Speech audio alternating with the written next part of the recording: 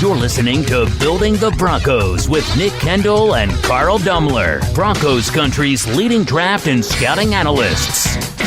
Get on over to milehighhuddle.com to sound off on all things Broncos.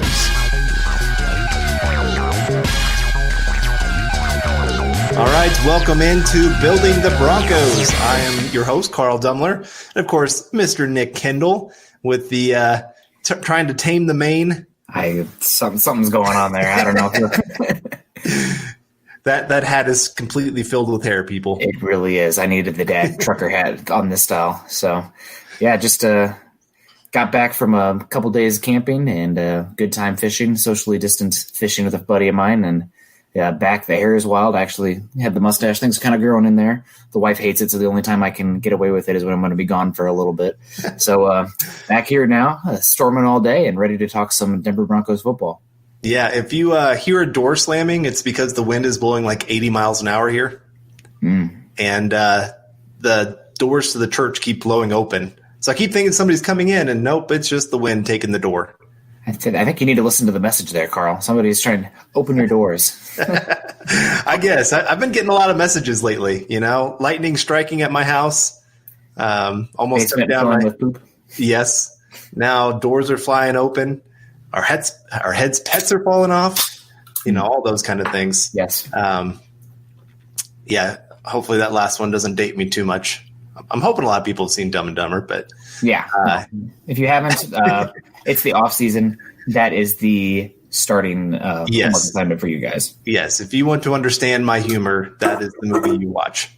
And we're excited. We got a few different topics today, actually. We're almost overloaded with topics. We have, of course, PFF coming out with their not so glowing review of Drew Locke going 15th overall in the ESPN redraft. Yeah. Kind of making fun of him that his mom wouldn't even take him. We'll talk about that. And so then we're also going to talk about, since it is our 7,000 coming on with YouTube subscribers, we're going to talk about the top 7 draft picks under John Elway. And maybe if we got some time, get into the bottom 7. And we'll see how we match up on those. I'm interested to see how we went about that, because some of mine, it was kind of weird because some of his best drafts have been the last few years. So how much do you factor in potential compared to proven talent on the field? Yeah. Well, it'll be interesting to see. We have different parameters, obviously, and coming at this, we haven't talked about it at all other than give your 7 best of the John Elway's era as the general manager. So it'll be interesting to see. But first, we probably should talk about the ESPN redraft and what Pro Football Focus had to say about it. Well, let me let everybody know where they can find us. Got to get that in there as well. So you can find me at Carl Dumler MHH and Nick at Nick Kendell MHH. Of course, the podcast Twitter account at BTB Football Pod. Make sure you're subscribing to our show and wherever you listen to podcasts. And we really would appreciate if you can leave a rating, YouTube comment, something. We always appreciate that. And of course, head on over to milehighhuddle.com. We have a lot of great content that's still coming out even during this off season. And of course, that's part of the Maven Coalition and Sports Illustrated. And also know that this podcast is powered by Overtime Media. This is the Overtime Podcast Network. So let's get into this. The PFF hating on Drew Locke. I mean, Taylor's all his time already. We're kind of getting into it, and hopefully he'll turn him around this year. But they didn't like it. It's kind of a little bit of a self-fulfilling prophecy or a a bias involved, because we didn't like him going into it, so we're going to continue to say that we don't like him. Right. So. I think that's something that always sticks out to me. And I did find it interesting. Of all the top websites that had a top 100 big board, PFF did the worst of teams that are players that were actually taken in the top 100 of the last draft.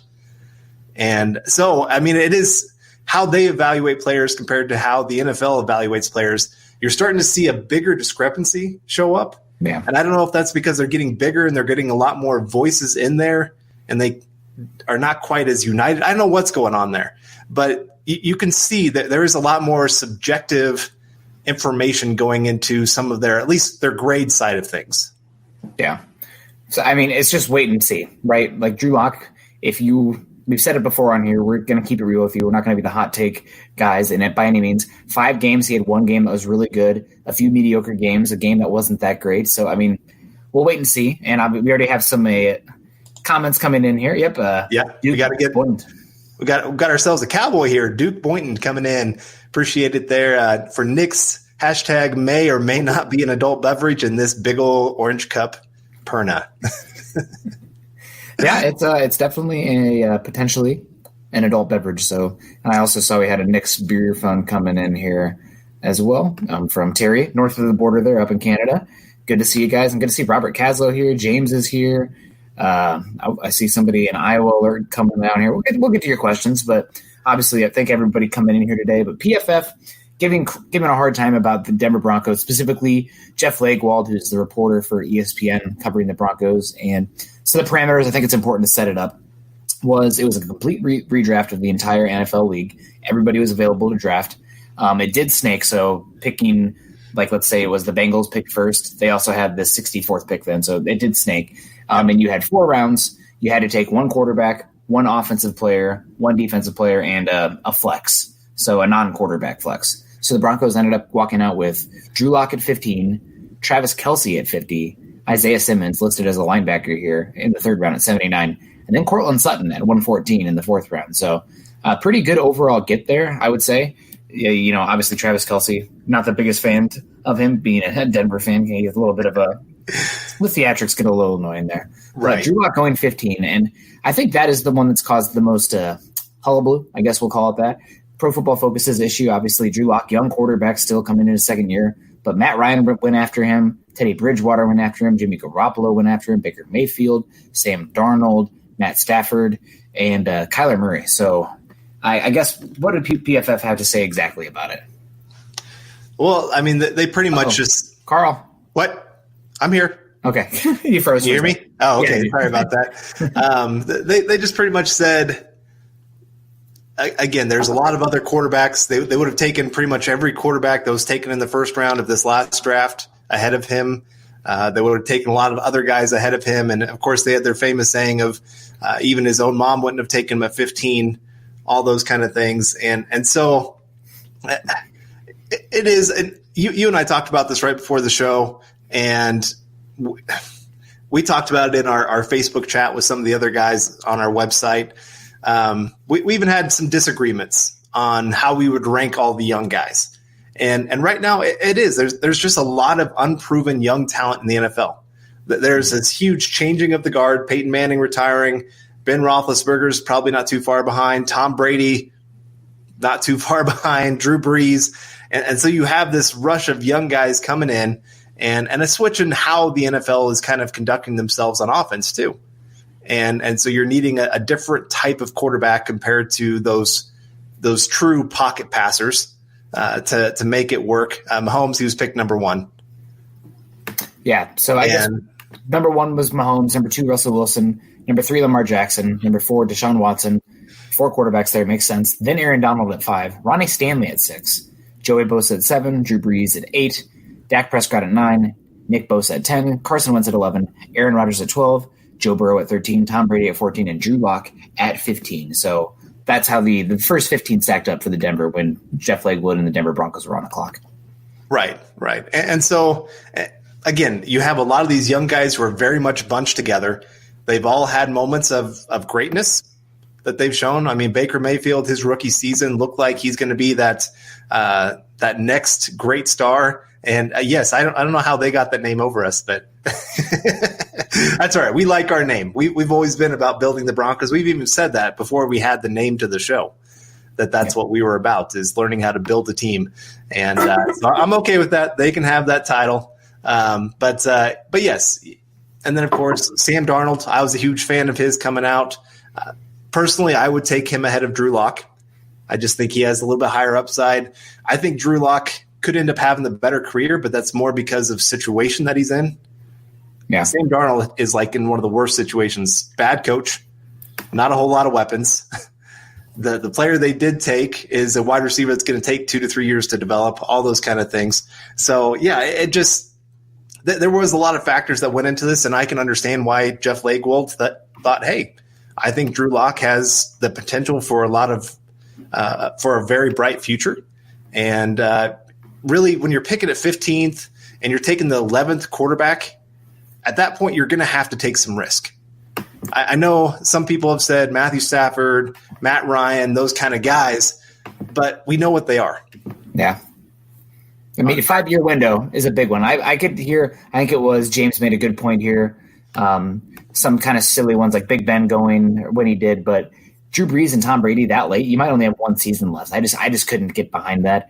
I'd have no issue really going to, you have some anger coming in here. Sam Darnold over Drew Locke. It's a sample size thing. I mean, Sam Darnold is entering year 3 of his NFL career, and he's still younger than Joe Burrow. Will be a rookie this season. So Sam Darnold, really bad situation, but I still think a lot of talent is there. I think Daniel Jeremiah bangs the drum from him the most.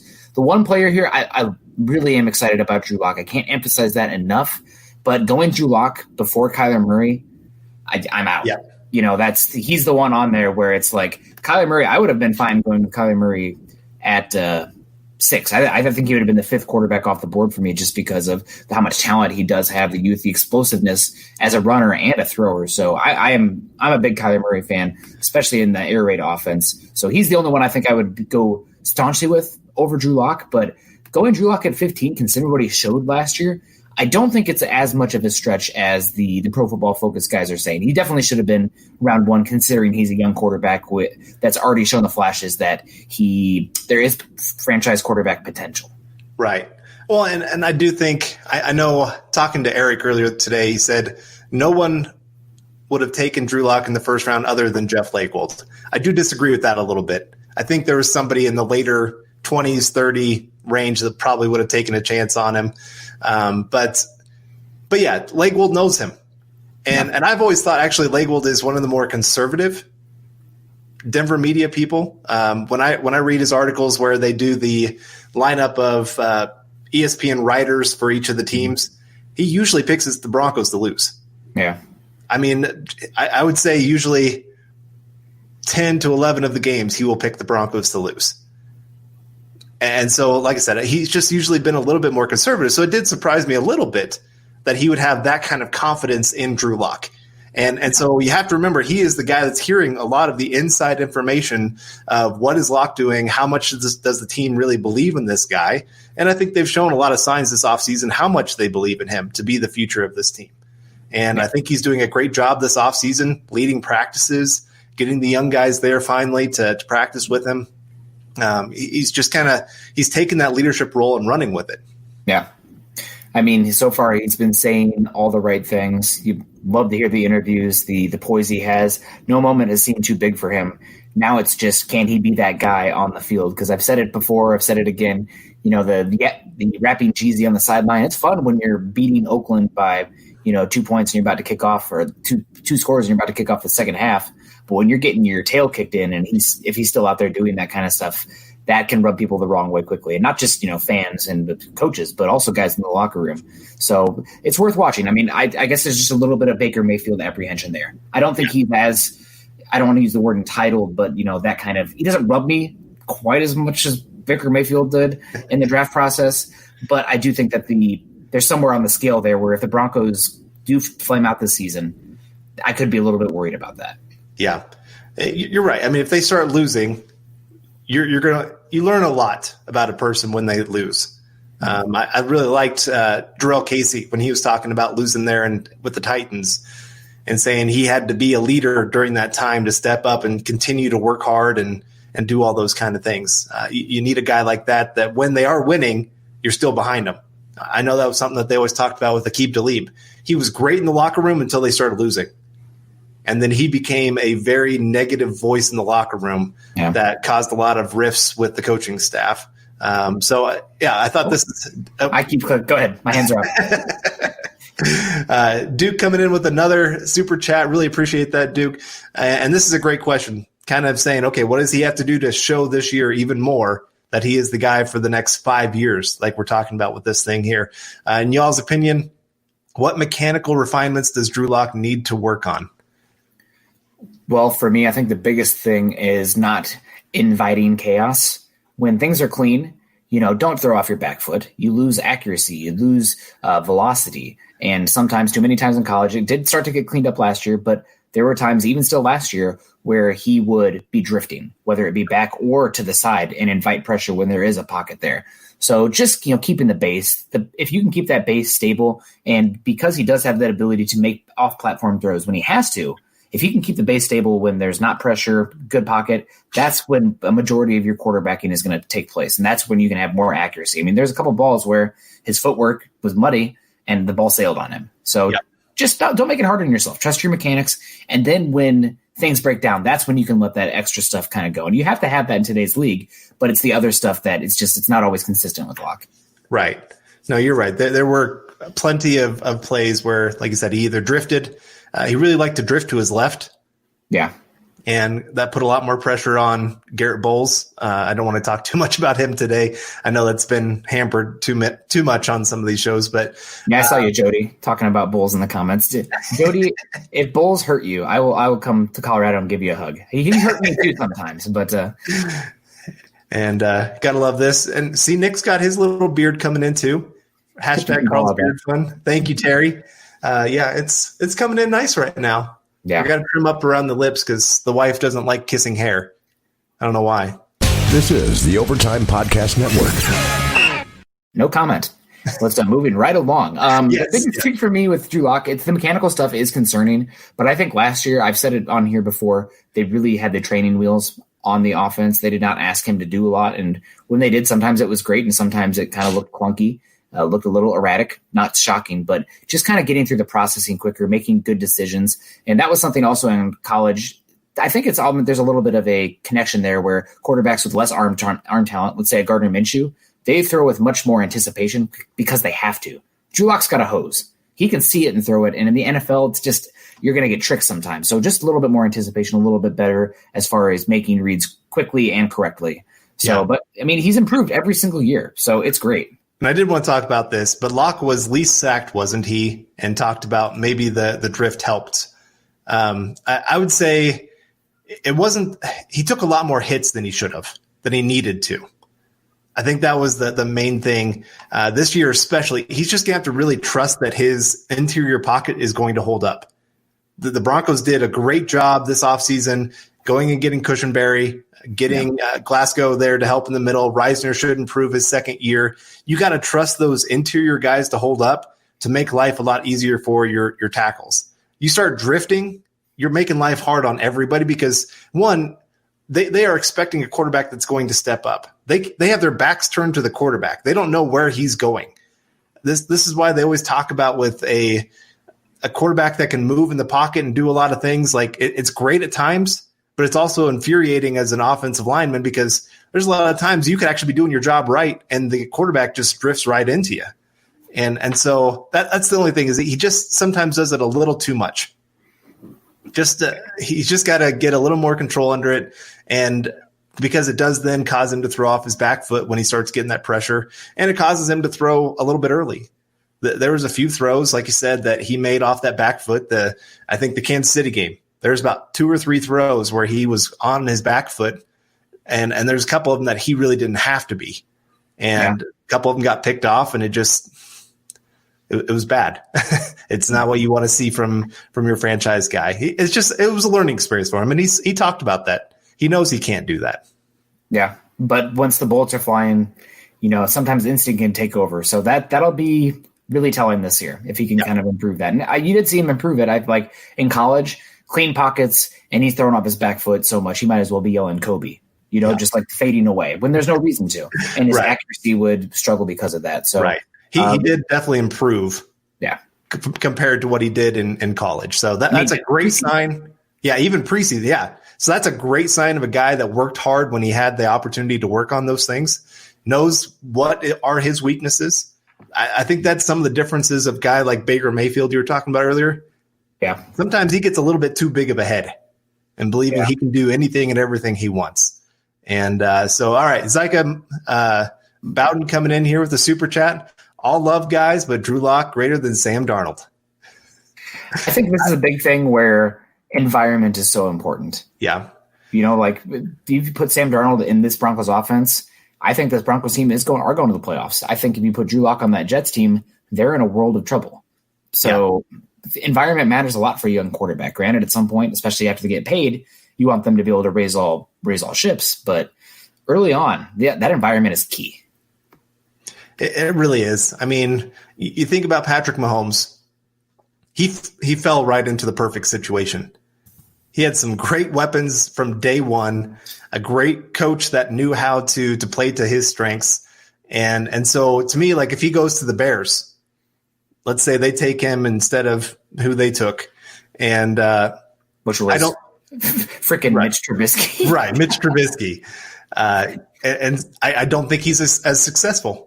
Yeah. Chicago doesn't have the weapons. They didn't have the coaching staff that he has there in Kansas City. And so I do think that there would be some more struggles compared to he'd still be a great quarterback, don't get me wrong, wherever he goes. I mean, there's some quarterbacks, they can go anywhere and still be a great quarterback. But even like Peyton Manning, part of the reason he picked the Denver Broncos was because they had some great young weapons in Demaryius Thomas, Eric Decker, Julius Thomas. You know, they had some weapons that made it appealing. Tom Brady going to Tampa Bay. A big part of why he wanted to leave New England, he had no weapons. He was getting frustrated there that last season. He hated those young guys and what they were doing. So weapons matter to these guys. And so, Sam Darnold, he's going to have his struggles, and he might be the more talented guy, but I do think Drew Locke probably puts up better stats. Yeah, I mean, situation's key. The Drew Brees' first few seasons with the Chargers, I think they really struggled. He did not put up good stats. I think he had one really good season, but he also had a year where he had more interceptions than touchdowns. Then he had a good season, got hurt, left and went to New Orleans, and now he's on his way to Canton. So obviously situation is key. But I mean, Sam Darnold, Drew Locke, you're splitting hairs there. I think though, would you take Kyler Murray or Sam Darnold? I would take Kyler Murray. Okay. So we can at least agree there. We don't need to turn this into a Kyler Murray podcast, but no. But I would. Just his ability to run is such an added weapon in today's NFL that makes teams have to play a lot more zone coverage to keep their eyes on the quarterback and what they're doing. It really is such a huge weapon. Lamar Jackson has it. Patrick Mahomes he has it in a different way. Yeah, but it's still there that you need. Sam Darnold's never going to be that guy. Yeah, I just am super impressed with Kyler Murray's arm talent. Yeah, his ability to hit windows down the field vertically and with the really tight release to get the velocity on it with his size. I mean, that's going to be quite the division race to watch this season. So before we keep talking, guys, make sure you're following us on Twitter at BTB Football Pod. This is the Building the Broncos podcast. And also make sure you're going over to huddleuppod.com like you're wearing this beautiful Building the Broncos podcast hat. I think it's my favorite one. I really like the ones that kind of have the white, different color font and then a different color here. So looking good. When you look good, you feel good. Also, speaking of looking good and feeling good, it would make me feel really good if you guys subscribed, liked, and shared the show. Obviously, we wouldn't be here without you guys. So we really do appreciate it. And speaking of all the subscribers, Mile High Huddle just passed 7,000 subscribers. Obviously, appreciate everybody who has subscribed. If you haven't done so yet, we really do appreciate it. And just to keep it in theme here with the 7, obviously John Elway's number, we're going to have John Elway's 7 best picks of his time as the general manager, just kind of culminating, passing that 7K mark here. So, Carl, I think we should do it 7-1. Okay. Well, hold on. I did want to get this one in. Josh Allen or Drew Locke? I'm taking Locke. I wouldn't argue if somebody took Allen because Allen does something that I don't think enough people appreciate. It's the Cam Newton ability where once you get in the 20, the offense changes because you can run quarterback power. And with how hard it is to score in the red zone, that having an option like that in the red zone is key. So I could see somebody going Allen in that regard. I just think Locke's a more natural passer. Yep. So I'll go with Locke in that regard. Yeah. Okay. I just wanted to get that because that was another player that a lot of people were debating whether the Broncos should take or anything like that. But all right, number 7. Who's number 7 on your list? Number 7 on my – okay, so first I got to say my honorable mentions because I have 3. So obviously I'm going to have to cheat no matter how I can. So these guys did not make my list, but I believe they do deserve an honorable mention. So John Elway's best picks of his time in the Broncos front office. So the 2011 draft to the 2020 draft. And I'm going to be honest, guys, I did not use the 2019 or the 2020 class just yet. haven't seen enough yet. I couldn't in good faith bring those guys into it. So if you have any issues with that, take it up with Chad, take it up with PR. But number 7 for me, I have Matt Paradis. My honorable mentions. Goodness, there's Matt Paradis. But I have Trevor Siemian, honorable mention, 7th round quarterback. To be able to flip him for a 5, I think, and get some starting ability out of him. Not a starter that you want, but a 7th round quarterback, that's a get. That deserves at least an honorable mention. Julius Thomas, the Broncos offense in 2013 isn't what it is without him. He was really good in a short burst. I believe he was a 4th round pick in Elway's second draft. No, first. He was, the first draft. So 4th round pick in Elway's first draft, the 129th overall pick, tight end out of Portland State. So that one I think deserves honorable mention. And still in the same first draft as well, Orlando Franklin. He kind of fell off there towards the end of his contract, went to the Chargers there, wasn't healthy, but solid right tackle for a number of seasons, probably one of the Broncos' best right tackles in the Elway front office era, and also as a guard. So I think Julius Thomas, Trevor Siemian, and Orlando Franklin deserve an honorable mention in that regard. Number 7 for me is Matt Paradis. Broncos took him late, obviously stashed him a season on the practice squad. He was a 6th round pick, though, and bang for your buck. I think that was a really good one by the Broncos, so I think he deserves a shout out there. Matt Paradis, number 7 on my list. Okay. Yeah, he was number 8 on my list, so he's one of my honorable mentions. I did go Bradley Chubb. He's my only player from the 2019 draft, 2019 draft. Or no, he's 2018. Sorry. He's 2018. Yeah, 2018. But just he showed enough his rookie year to prove he could become a top 10 pass rusher in the NFL. And the value of having that kind of player on the team, it's just insurmountable. And I just think he could be a true building block of the future. And so this one is a little bit based on potential, but he did show quite a bit in his rookie season to get himself that spot. Fair enough. I did not have him on here just because I'm putting in value a little bit with the 5th overall pick. You're hoping for that and missing that one season. I'm waiting to see on Bradley Chubb. That being said, I think he's probably the Broncos' 2nd most valuable player if we were kind of ranking him that way behind Justin Simmons. So I can't disagree. Number 6 for me, though, actually in that same draft, Cortland Sutton. I know it's only been 2 seasons so far, but goodness, Cortland Sutton looks like an emerging top 10, top 5 wide receiver. To get him in the 2nd round, to get a wide receiver one of the better young ones in the game, one of the best wide receivers under the age of 25, it's a great pick. I know it's early, but I'm super excited about what Sutton's going to be, what he already is, and I think that was a heck of a pick. Yeah, number 6, Cortland Sutton. What are the odds? Yeah, no, you're right. This guy, he proved he is quarterback averse. He had 3 quarterbacks, performed with all 3 quarterbacks. Even when other talent was not on the other side, he showed incredible improvement from his rookie season to his second season. He showed the natural talent his rookie season. He showed this is a guy that's going to work at his game, be a tough work. He's also a leader on the team. He was calling out veterans. We've talked about that on the podcast before. And so, yeah, he definitely deserves to be on this list, even though he's only been on the team for 2 seasons and only had 1 really great season. He is just that good. This is the Overtime Podcast Network.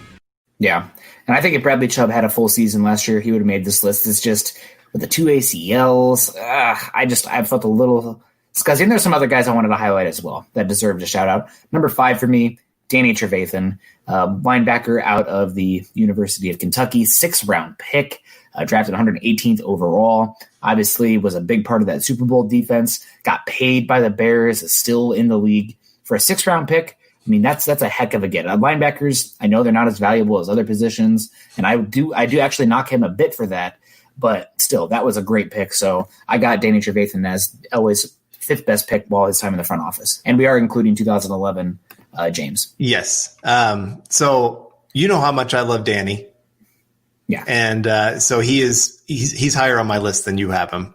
Number 5 for me is Malik Jackson. Okay. That Super Bowl season, I mean, obviously Von Miller, DeMarcus Ware, the secondary, the no-fly zone, they get all the attention.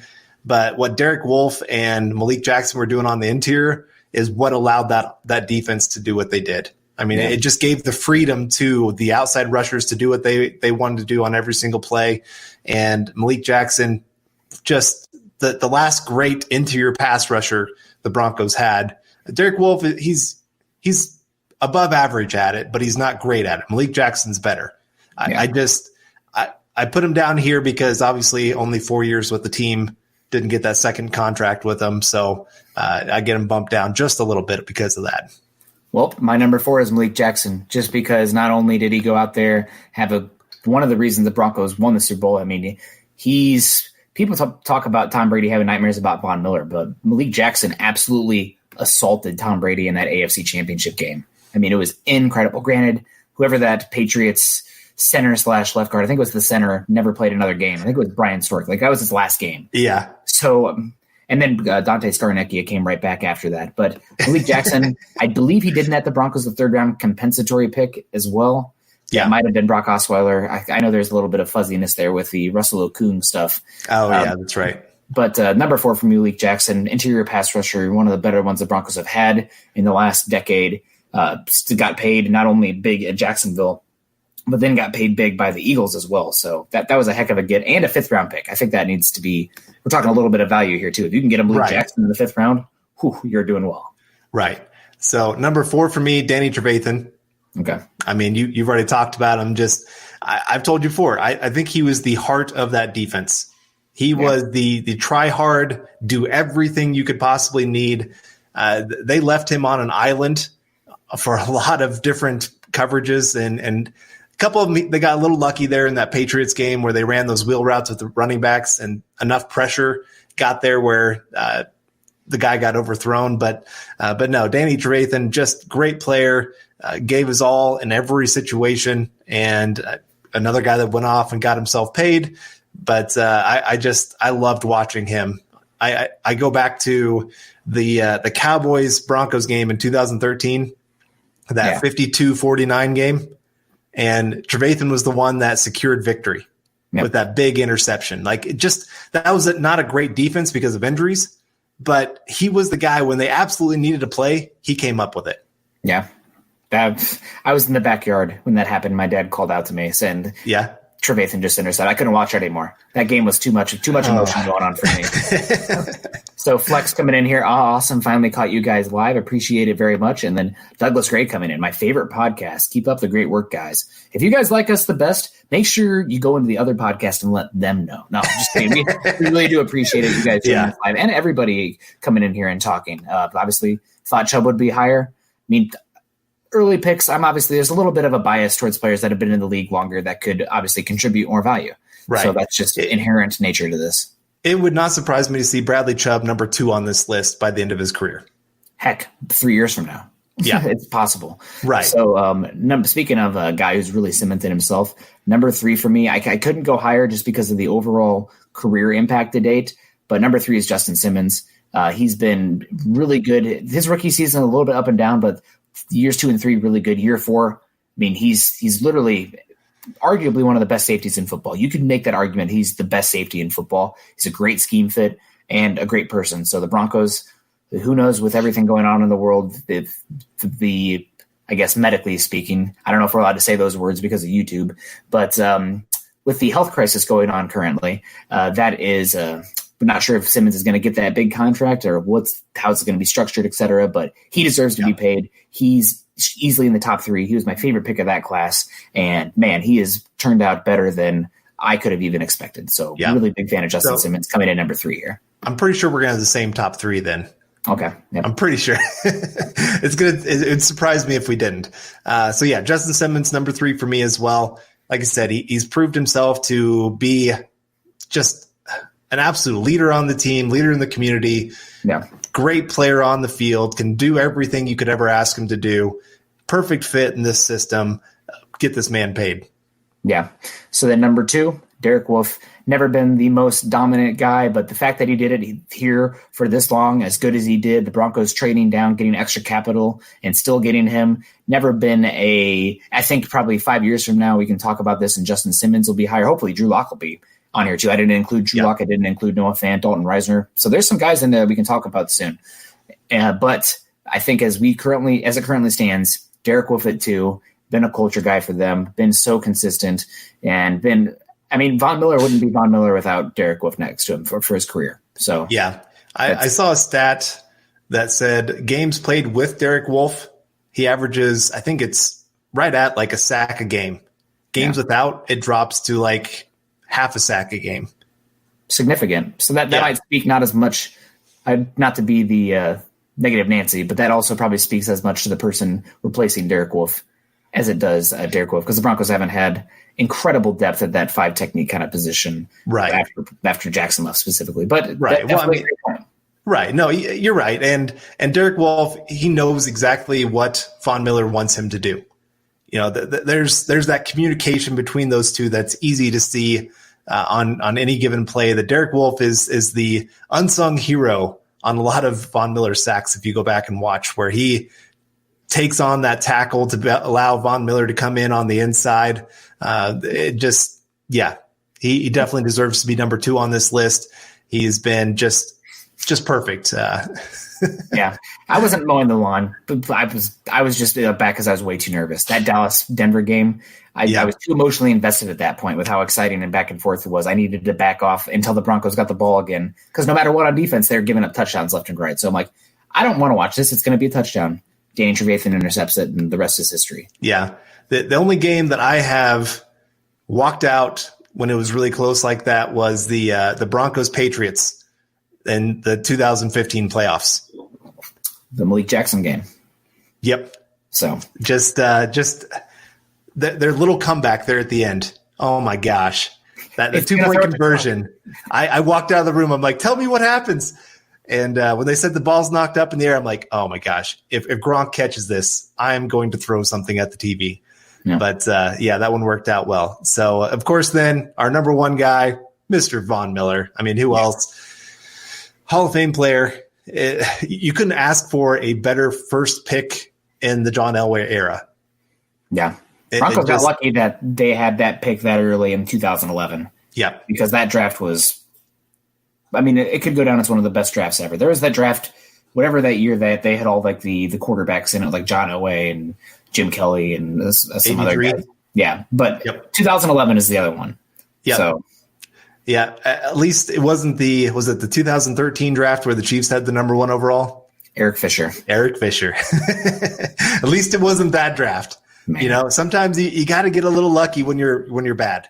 Yep. To get that talent, I think of like Indy, the one year that they're bad. Of course, Andrew Luck is in the draft, and they soil it. It's true. They still, that was still bad, but great list. Pretty much. I see some comments coming in here actually about Jarrell Casey. Derek Wolfe, I do think that Jarrell Casey is an improvement on Derek Wolfe, especially as a pass rusher. But just looking at the overall body of work, I think it's fair to say Wolfe was definitely in the top 3. And it's just the years of solid play. He's not going to be a Ring of Famer, probably. But, he's not like DT in level of importance and whatnot. But still, that was a good pick. They traded back. They were able to get many years of good play out of him. He took a under market deal, which actually turned out to be relatively close to market deal. Right. After he had the injuries later on. But overall, good career, and definitely a guy that I think, obviously we're going to see how these next couple of drafts turn out for John Elway and the Broncos, but Derek Wolfe is going to stay in the top 7. Right. So, and yes, if we could have included undrafted free agents, they probably would have taken a couple of these guys out. Chris Harris Jr. would have been number 2. Yes, he would have been number 2. CJ Anderson. Honorable. I probably wouldn't have made him on my list. Shaq Barrett more because of what he's doing now than he was good with the Broncos. He's great with Tampa Bay. And we'll see if he can. Yeah. Well, again, it's 2 years. That's the hard part of distinguishing. And then, of course, positional value. Yeah. All right. Yeah. Coming in here with another super chat from Zyka Bowden. Is it fair to say Drew's rookie deal is Super Bowl or bust? Yes. I mean, it's become pretty obvious in the NFL. You pay your quarterback big money. They either have to be Hall of Fame level to be able to compete for Super Bowls, or you have to win on their rookie contract. Yep. It becomes so hard to build a strong enough team around them. You have to get really lucky in the draft. You have to get really lucky with injuries, all those kind of things, because just depth always gets hurt when you pay your guy. And quarterback contracts are just getting more and more out of control. And I would even argue, though, still, like, no matter what the Chiefs are going to pay Patrick Mahomes, it's probably not enough. Yeah. He probably deserves more Yeah. than what he'll get paid just because he's a different tier. Right. Yeah. And that's just it. Like I said, if you have one of the top 3 quarterbacks, it doesn't really matter. I would say the Seahawks over the last couple of years, they have not had a great roster around Russell Wilson, but they've still been playoff contenders because Russell Wilson. Yep. I mean, that just is such a nice piece to have in your back pocket. I mean, Aaron Rodgers is another that he's been able to do that. Tom Brady, he's usually had pretty good teams around him and great coaches, of course. But he's been able to play above that. Peyton Manning, obviously you saw without Peyton Manning, they're a 2-14 team. Yeah. With him, they're a 12-4 team.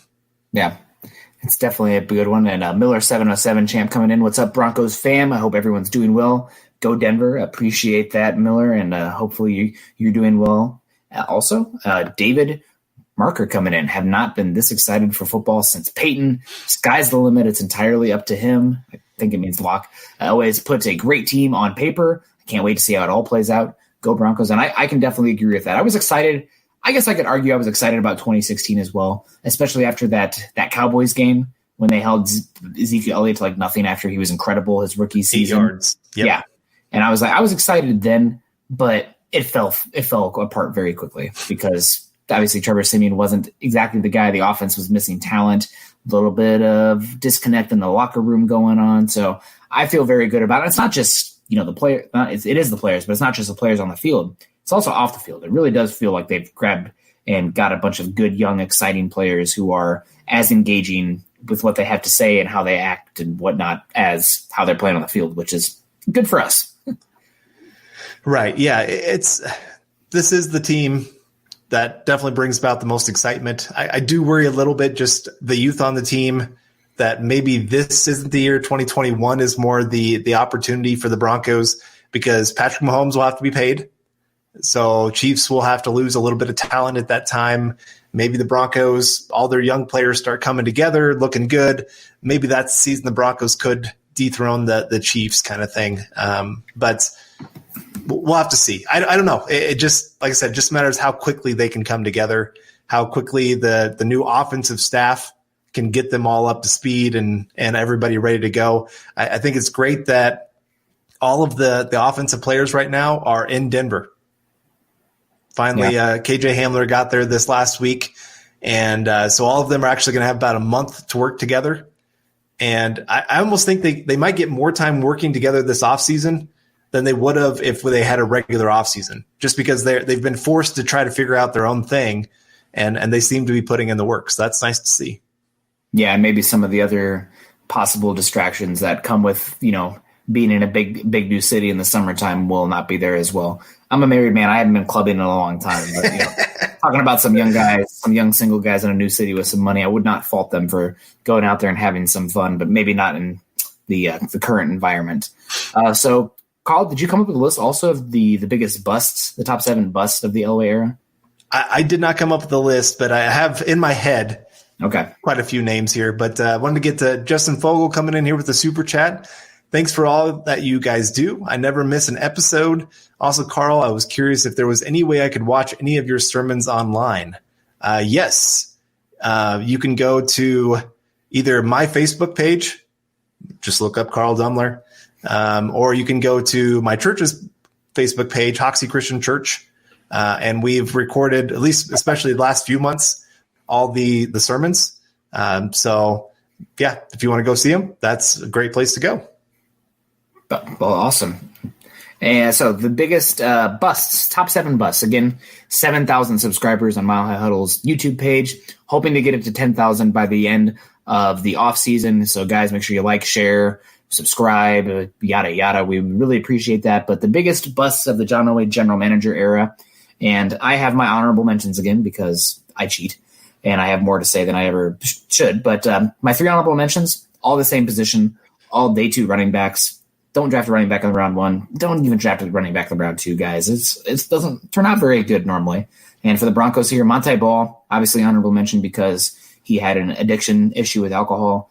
But he had one good season, but taking a running back that high didn't work out for them. Royce Freeman, another one honorable mention. I know he's still here. He's coming up on, his 3rd season, but the Broncos aren't paying Melvin Gordon if they have good thoughts about Royce Freeman. Let's just put that out there. And then Ronnie Hillman. So all three of my honorable mentions, running backs that just none of them lived up to the hype. And I know they drafted all three early.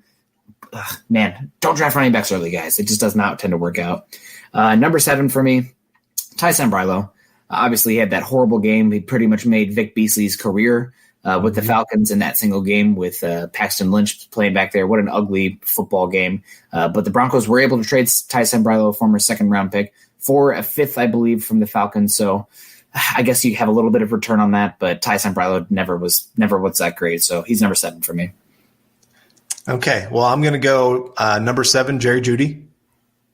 I'm just kidding. Just kidding. Sambrailo's a good one. Unfortunately, the offensive linemen, unless they were taken like 6th round or later, they haven't seemed to work out until the last couple drafts. So it's been kind of an issue there. But looking around, it'd probably be between Sambrailo or maybe Sylvester Williams.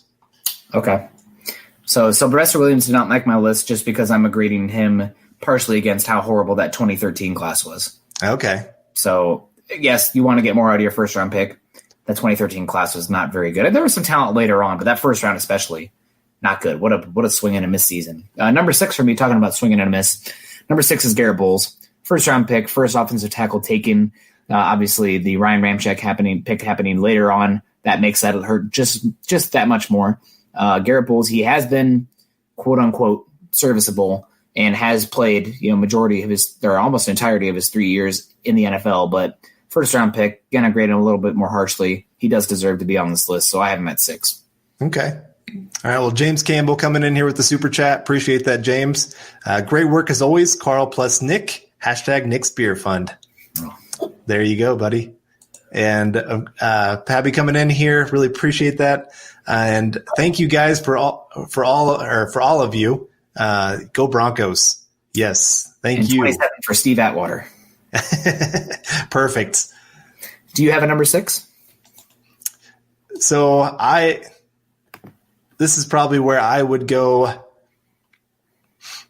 I would probably go Cody Latimer.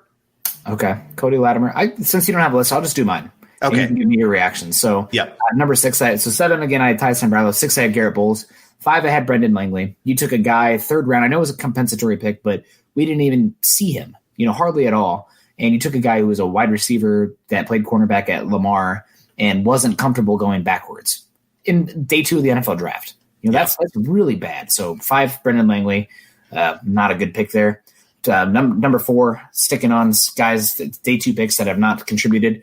DeMarcus Walker. I know that there was a good amount of hype in regards to the sack output he had. I believe he was ACC Defensive Player of the Year that season, but there's a reason he has not been seen in the field. And I know the sacks, they're okay, but when I watch the tape, he's just not impactful. It's a lot of cleanup sacks, and I know he does have a good rip move. He can get pressure, secondary pressure, if somebody else helps create for him in front of him. But this is year 4 for him. He's still a game day inactive most weeks.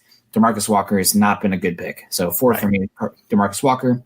Number 3, I have Carlos Henderson, guy that was, Vance Joseph's brother, I believe, was a wide receiver coach for Louisiana Tech at that time. And Carlos Henderson, I got to admit, I was excited about him. He was one of the more fun wide receivers to watch in that class, and just turned out to be not very smart and had gotten in trouble with drugs. So, there you go. What are you going to do? And number 2, I actually have Cody Latimer here at number 2, and I'm actually grading Cody Latimer a little bit more strictly, just because of how good that 2014 wide receiver class was. I mean, you're talking about, obviously, when Odell Beckham was in it, Sammy Watkins, Brandon Cooks, Allen Robinson. Was Michael Thomas in that one too? I can't remember off the top of my head, but that was an incredible draft class. Yeah. And you end up walking out with Cody Latimer. Didn't they trade up for him too? I believe they did. Yes. So that absolutely killed me. I'm going to be a little bit harsher on Cody Latimer in hindsight because of that. Devontae Adams was also in that class, extremely talented. Mike Evans, that Paul Richardson. So Cody Latimer, Jarvis Landry also. So not good. That was a bad pick. And then number 1, the biggest bust, probably obvious, Paxton Lynch. Broncos kind of in a poor spot because Peyton Manning left. You don't have any options besides Mark Sanchez and Trevor Siemian. You put yourself in a desperate position and you go trade up for Paxton Lynch, who ends up being just a mega bust. So that hurt. So that's the biggest one. So any thoughts? No, I mean, hard to disagree with that list. Anybody that doesn't have Paxton at the top, you're wrong. The thing about that one was it not only impacted the team just in not finding their quarterback, they spent 3 years waiting, hoping that he would develop. Yep. And so that was 3 more years of delaying. And that's why you've had this window now where the team has been losing, because they didn't invest in the quarterback position, just hoping this guy's going to turn things around, that things are going to all of a sudden click for him. So it's the fact that he hurt so many seasons by that draft pick is what, for me, makes him go over the top as one of the worst picks in Broncos history. Yeah, and I know some people will, just because they have a little bit more, I guess, celebrity attached to their name, but a guy like Shane Ray or Bradley Roby, who, there's a little bit of hype to them coming in. They didn't really live up to it, but they still were contributors, right? Especially for that Super Bowl team as well. So I know that you want a little bit better return on the first round pick there, but I think given how they contributed, and also Shane Ray had a hand injury that totally just derailed his career. Right. I can understand Shane Ray a little bit more being on the list than Bradley Roby. Yeah. Roby at one point was considered a top 10 cornerback in the NFL. I remember NFL.com, they'd put out their top 10 cornerbacks in the NFL, and they'd have 3 Broncos on it. Yeah. And talk about how Bradley Roby could be the top one of the group here in the next couple of years. He's still getting paid. He's still gotten decent money there at Houston. And it's not elite money, but it's still above average money. It's big money. Yeah. So he's not a bust by any means. And like you said, he contributed to the Super Bowl. He made some great plays that season. The scoop and score against the Chiefs. Yes. That was a pretty big play on the season that kind of defined things, really turned things towards, hey, this is an elite defense. But all right, wanted to get to James Campbell here coming in with another super chat. So just wondered if you had some quick thoughts on Paris Ford. I'm getting some serious K-Jax vibes with his closing speed and hitting ability. Well, I have not gotten much work on the safeties yet in this draft class. So I did see that clip I believe you're talking about with Paris Ford running down that Virginia quarterback, Bryce Perkins, from the other side of the field and stopping him before he could run in for a touchdown, which was pretty incredible. But that's about the extent of my exposure to Paris Ford. I am pretty impressed with that Pitt defense, though. That's a team I'm going to be tuning into this season, and especially when they play Clemson. So watch for Pitt. They also have an edge rusher who is really talented. So it'll be interesting. Pat Narduzzi's done a heck of a job there. And then James Campbell coming in with his list: Paxton Lynch, Carlos Henderson, Latimer, Simbrilo, Ray, Langley, Monty Ball, and then honorable mention Schofield, Butt, and Brock Osweiler.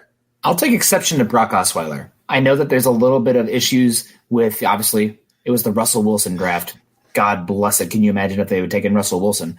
Man. But Brock Osweiler, without him, you don't get the number 1 seed because he goes, 5-2 when Peyton Manning was out.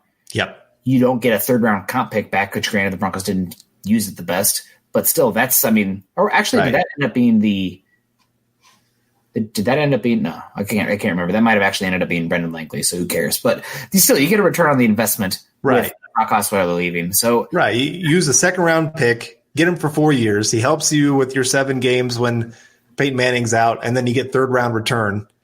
That's not bad. It's not great. You hope a 2nd-round quarterback can turn into something. You don't use a 2nd-round pick on a guy you don't hope to become a starter, obviously. But I do understand a little bit that he didn't become the guy. Yeah.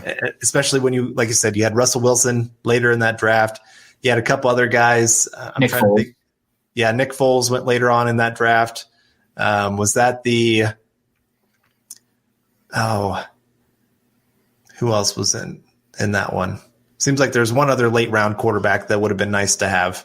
I can't remember anymore. I remember Nick Foles and Russell Wilson went after him, and both those guys arguably are better than Osweiler. So obviously Russell Wilson is. Don't know about Nick Foles, honestly, in the heyday. Nick Foles got hot at the right time and had a good team around him, so we won't have to debate that too much. Kirk Cousins.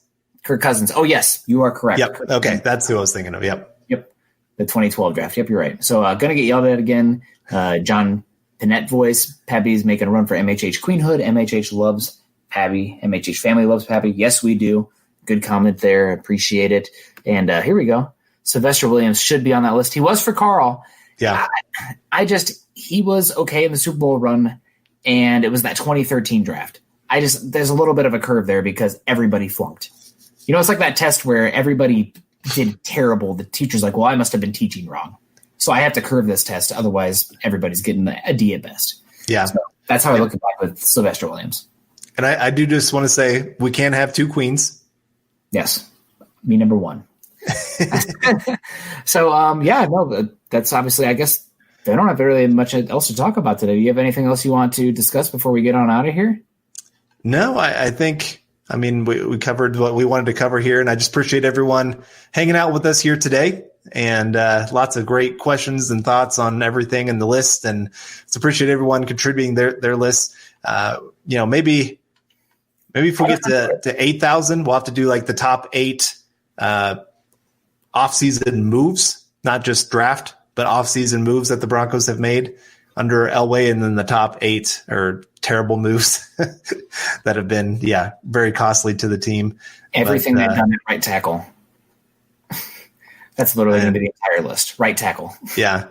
This is kind of interesting from Buona Beast. Is it weird that Lynch is not 100% number 1 for me because I had zero hype for him?